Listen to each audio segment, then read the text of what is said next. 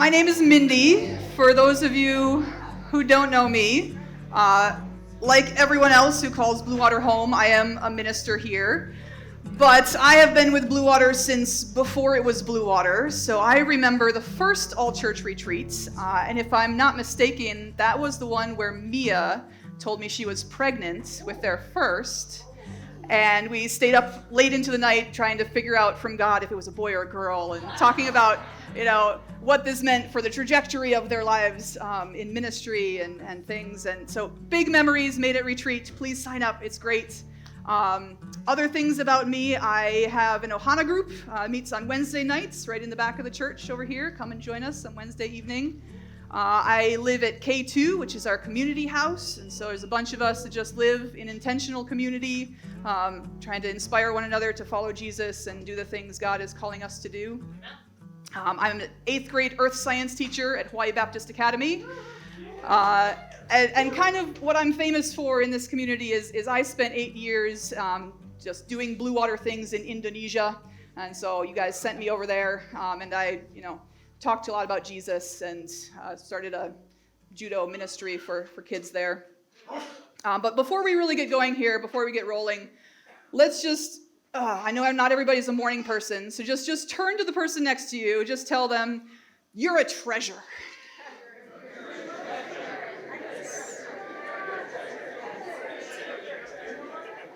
Yeah. All right.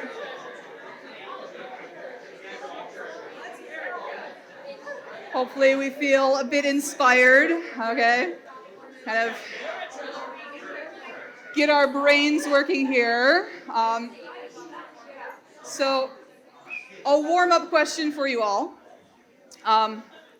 Think through this past week, in your life this past week. What have been your biggest investments this past week? Okay, so think through like time, energy, money. What would you say are the things you're investing in the most this past week? We're going to have a little poll. Okay. So who would say probably work? Work is the thing that you invested in the most. Okay, a number of people. How about like kids, family? Yeah, family is a lot of us, yes. What about like health? Is anybody really investing in your health? Okay, a few people. Yeah, important. Other relationships, like friendships, ministry relationships, situationships. Anybody? No? Okay. Okay.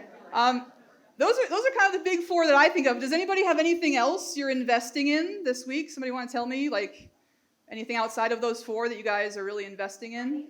Yeah. Unfortunately, I invested scrolling in social media. Investing in social media. Ooh, who is that applicable for? Yeah, being honest, being real. Yes, okay. Anything else? Okay. I think about this a lot. Follow-up question, just kind of in your own head. Of those things you're investing in, how many of them do you think would never pay off in your lifetime? How many of them have no benefit to you whatsoever and might actually make your life a little bit worse? Okay.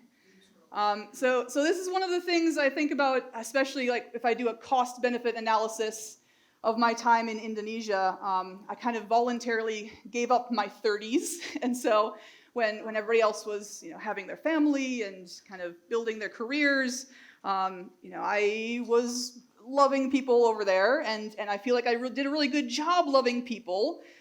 But the actual benefit to my life is kind of hard to quantify. Yeah, so like I missed out on a lot of things here. I missed out on 8 years in the Bluewater community. I missed out on Seed Restaurants, which is a huge chapter in our history. I missed out on seeing my friends' kids like grow up and have a family of my own, perhaps. I missed out on being a part of my own family's life. My niece and nephew don't really know me. I wasn't real to them. They kind of only know me through stories. And that's a bit rough. The benefit that I get out of it, I am fluent in Bahasa Indonesia, which let me tell you how applicable that is on a day-to-day basis in Hawaii. Not so much. I have a ton of stories. Yeah, I have a ton of stories. I have a ton of experiences, which in Bluewater is kind of our currency. But to my life personally, I don't know if I could really count that as benefit. Yeah.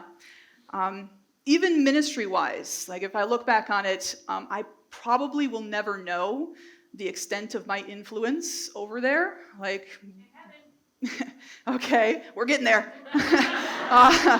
But I probably won't ever know the full impact I had on the people as they go on and live their lives and have families of their own, like kind of the ripples that I started and the seeds that I planted over there. I might never get to see the impact of them.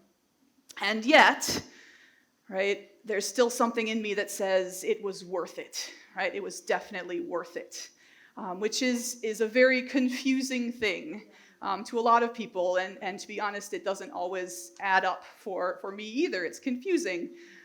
So thankfully, I have Jesus to turn to, who is also a confusing guy and has a lot to say about a life well lived.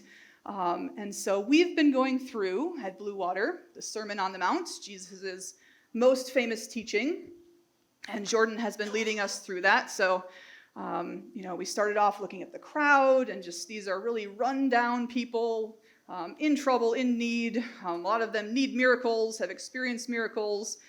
Poor folks, right, on the edge of poverty, in poverty.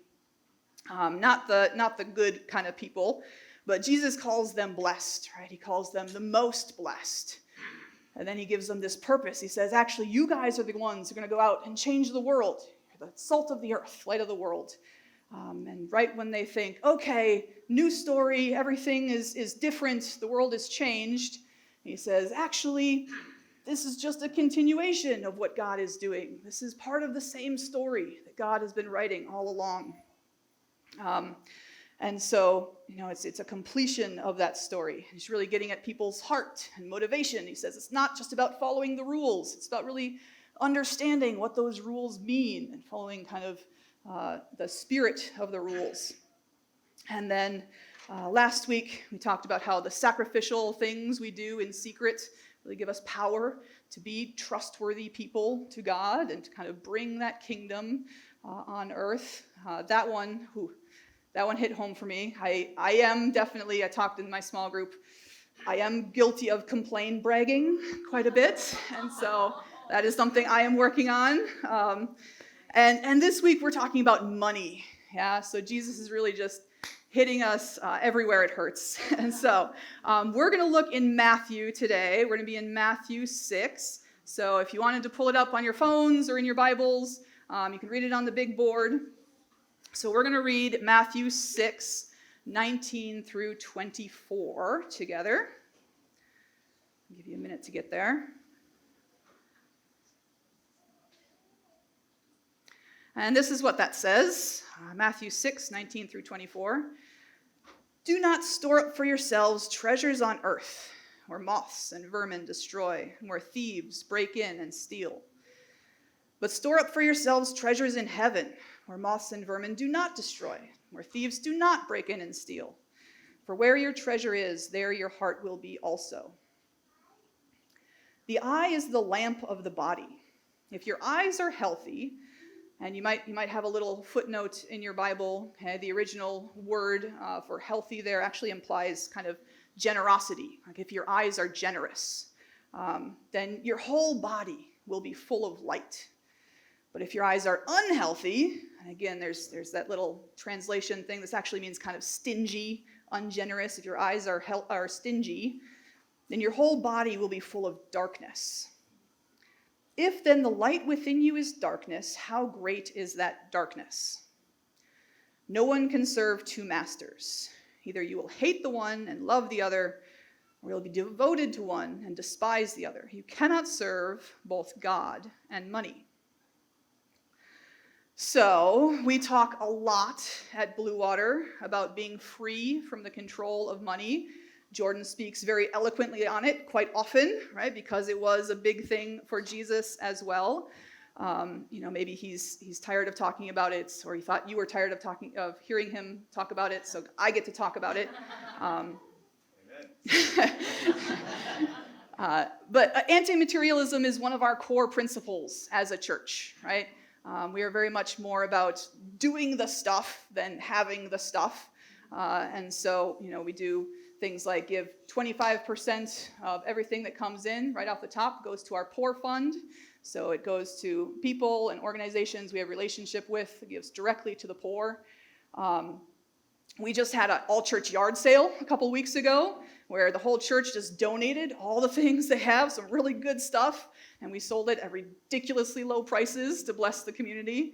And so, we talk a lot about this idea there's no security in having a lot, right? The security comes in trusting God.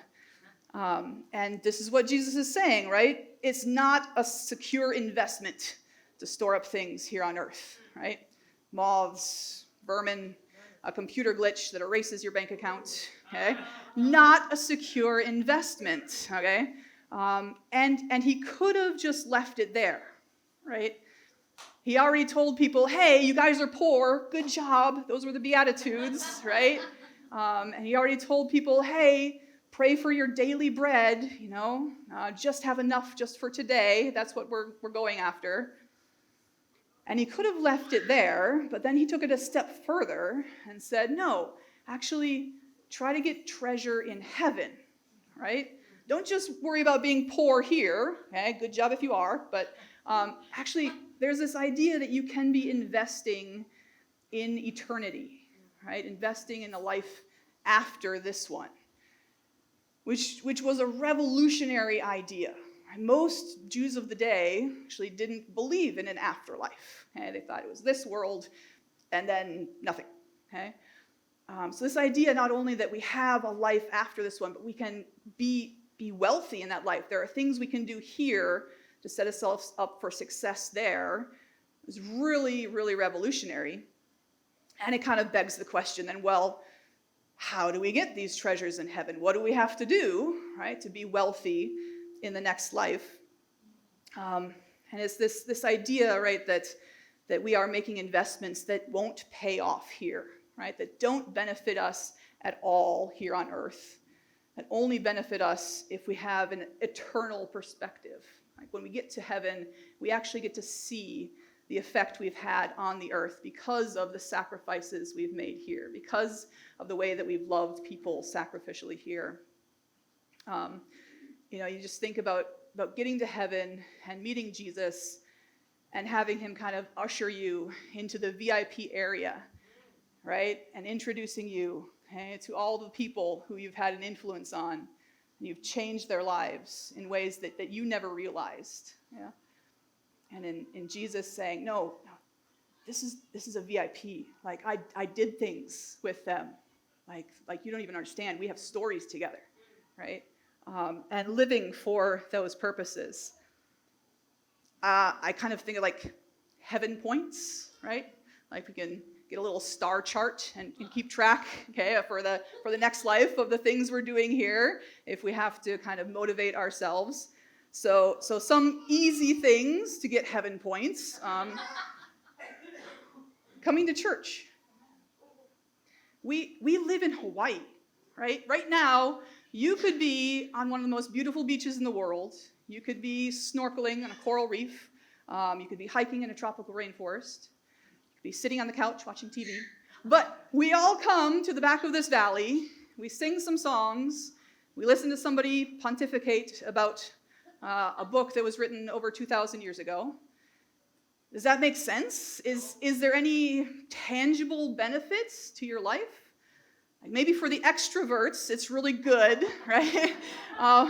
But honestly, like this is because we think that there is some eternal investment we are making by coming to church, by being part of this community, by doing things together. Yeah. I think parenting is probably the most obvious example of investing in something that might not pay off in this lifetime. Yeah. Okay. Because let's be real, like kids, like worthwhile, adorable, wonderful, little time, energy, money vampires, right? Like they make it very clear that it is about them and their benefit and not about the parents' benefit. Yes. And I think I think any parents would probably say, but still, very worthwhile, right? There's something that says, no, that's worth it. I am not a parent, I am a single woman, and so I get to choose how to be a bit more sacrificial in my loving. I get to maybe be a bit more extreme. I get to be more creative because I don't have the responsibilities of raising kids. And so it's exciting to navigate that with God. I think teaching is a profession that very much lends itself towards heaven's points because Lord knows we don't get paid enough to actually make it worth the time and energy and love we pour out on all these kids. I live in K2, which is a community house, and I very intentionally chose to live in the room with the bunk beds. Like, I built bunk beds, and then I live in the room with the bunk beds as a 41-year-old woman on the top bunk because I want there to be space for someone else and it not to be a question of is the person in that room willing to share their space? Like, no, there is space. I will do that. Heaven points, right? All right. And if I do it right, then I have the ability to kind of be confusing to people in the right way. Yeah. Where they look at me and they don't quite understand why I would do life this way. Yeah. Because if they don't know about heaven points, it doesn't make sense. Yeah. And then Jesus kind of goes into this idea of the eyes, right? That the eye is the lamp of the body, which doesn't quite translate to our culture and our day, but we still have this idea of our outlook, of how we see things, right? Do you see the world in a generous way? Do you see abundance in the world? Or do you see need? Everywhere you look, do you see like there's not enough? Are your eyes stingy, right? And it changes your perspective on things a lot, right? Think of it this way. If you looked around you and you thought that everyone around you was just as willing as you are to give up anything for you, right? Just as willing as you are to give up anything for someone else, would that be comforting? Or would that be like, oh, I got to make it on my own, right? If we in ourselves have that generosity where we're willing to give to anybody everything, and we see the world in that way, like how secure would that make you, right? How comforting would that be to live in that kind of world? And you say, well, not everybody's like that. Yes, Jesus has already said we should be ready to be taken advantage of. Sure. But what's your outlook, right? Do you see the abundance in the world that God has created? Just like there is so much. America is the wealthiest nation in the world, in history perhaps, right? And yet everyone feels like there's not enough. Yeah. What would it be to switch our mindset, to have our outlook be generous, right? This idea of light and dark, that if the light in you is actually dark, how great is that darkness? Seems very confusing. If the generosity in you is actually stinginess, okay, how great is that? Our ability to call good things bad and bad things good. Pretty much everyone in America has a retirement account. Everyone who is working, is saving towards retirement. In Christianity, we call this financial stewardship. We call this wisdom, right? This is good things to have a 3-month buffer. It's in your savings account. We call these good things. Jesus right here calls this storing up treasures in heaven, storing up treasures on earth, right? Are we willing to let it bother us, the fact that we aren't doing what Jesus says financially?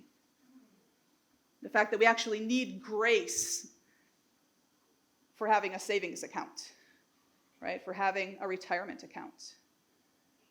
Because I don't think anybody in here is actually going to give up their retirement account, okay? But we should at least be honest and say like, oh, that's something that I'm needing grace from God to reconcile. I'm living in a tension there. because that's actually missing the mark. And there's plenty of grace, right? God is okay with us missing the mark. But we have to actually call darkness, darkness. What's light is light, in order to live in that truth.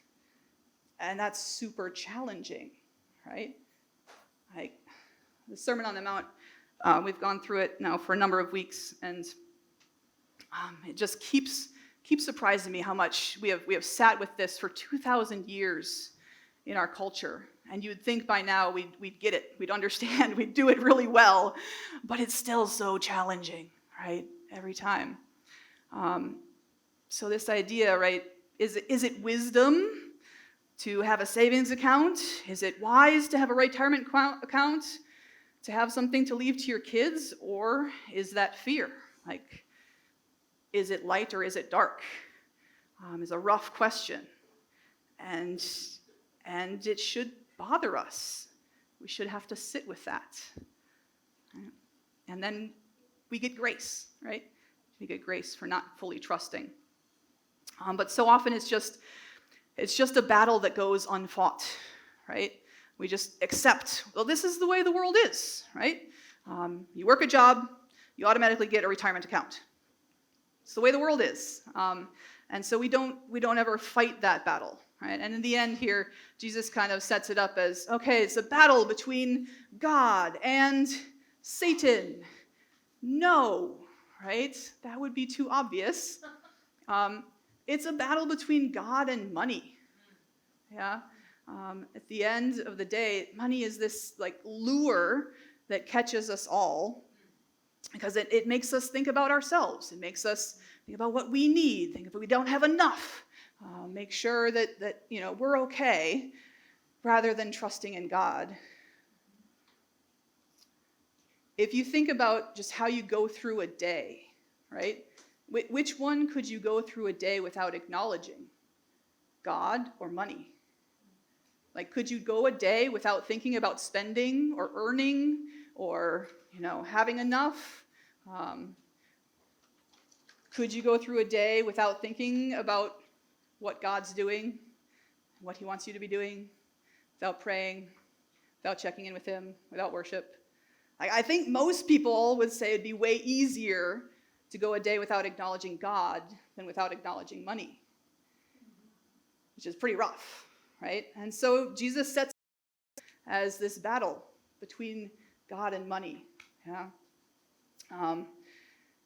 So because we're so steeped in money in this culture, it's so hard to get away from it. How do you know if you're serving money alongside, God? If they're trying to balance those both instead of just serving God? Well, Jesus asked the question, do you resent God for not getting what you want, for not having what other people have, not getting to own a house in Hawaii, for not having enough in your bank account? Like, does that make you kind of angry and resentful at God? Like, do you despise money? Do you hate the fact that money is the thing that makes the world go around? Okay, go ahead, turn to your neighbor and say, money is the thing that makes the world go around. Okay. Do you actually hate that? Yeah. Okay. Oh. Yeah. Do you actually think about that and hate it, the fact that you have to earn money and it's what kind of motivates everybody? Because Jesus said we should hate that. Okay, we should hate that. It's kind of pulling it all together, right? Application point for the day. The thing that we're kind of stepping out in the world trying to do. We should be confusing to people with the way we treat money. Yeah? We should live life in a way that makes people wonder why. Why on earth would you do that way? It doesn't make sense unless it's from a heavenly perspective, right? So kind of keep track this week of the things that you're investing in, right? What are you actually spending your time, your money, your energy doing? Would they pay off in this lifetime? Maybe pick one thing. What if heaven actually weighed in fully? What if the full weight of eternity was in that decision? Like let it weigh in. What would that do to your decision-making process for those things? And talk about it with your small group. Talk about it with people at your work, with your family, right? Because it is deeply disturbing and confusing, and we should let it kind of bother us that Jesus actually tells us, no, we need to be radically free from money. Okay? And we all miss the mark. And so accept grace for that and talk about it with other people, yeah?